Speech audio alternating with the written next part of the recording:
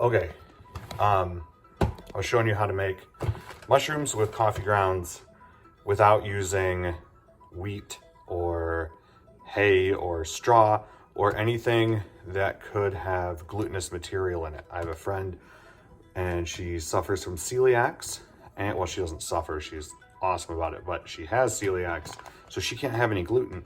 And some mushrooms that are grown in wheat or rye have the chance of having some gluten contamination. And so, not this one, because this is grown in a bag that came with grain, but these are just mushroom mycelium and coffee grounds. So this is 100% gluten-free, and I'm excited to grow and share mushrooms from this for my totally gluten-free friends.